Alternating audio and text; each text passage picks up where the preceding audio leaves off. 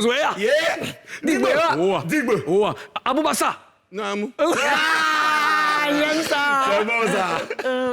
Karina, hey, il se passe quoi à MC1? C'est lourd. C'est lourd. MC1 a sorti son son.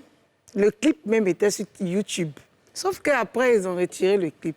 Aïe. Apparemment, c'est sa maison de disques qui a retiré le clip. Voilà mes mains de quelqu'un.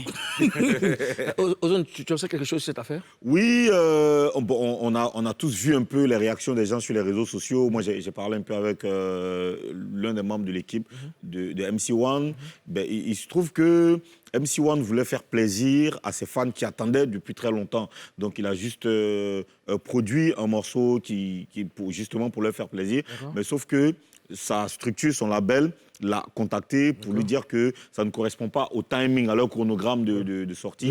Donc, lui, il était obligé donc, de supprimer ses posts et de retirer. Question. Est-ce que MC1 avait le droit de faire sortir un son sans l'aval de sa maison de disques? Visiblement, non. Non, ouais. Visiblement, non.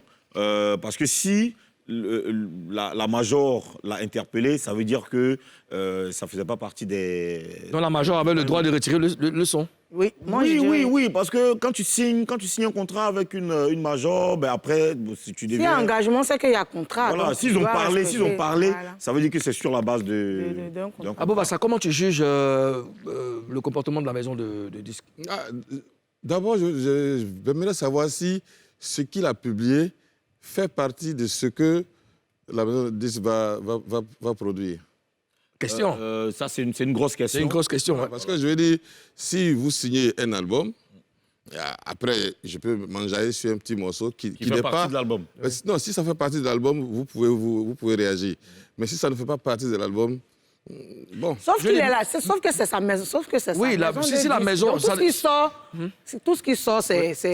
Ça dépend. Ça dépend du contrat. Voilà. Moi, je veux dire, si il a un contrat exclusif, voilà. Il ne peut pas avoir des sorties hasardeuses et tout ça. Il doit vraiment demander la permission. Alors, faut-il craindre pour la carrière de MC1, Karina? Non, pas du tout. Après, c'est des trucs qui se règlent. C'est la communication, comme toujours, j'ai dit. Et voilà. Ozone? On pourra craindre, sauf si... On pourra craindre si l'affaire va un peu loin. Si la maison de disques trouve que ils ont subi un tort quelconque, on pourra craindre, parce qu'après, ce sera des histoires de... Tu vois, très facilement, on va en justice aujourd'hui, hein. Très facilement. Donc, sinon, logiquement, s'il a supprimé, ben, à cause qu'ils se sont parlé, c'est pas un problème. C'est rien du tout. Ils lui ont dit de supprimer, il a obéi. Il y a son album qui arrive. On espère que cette situation n'aura pas d'incidence sur la carrière de notre cher ami MC1.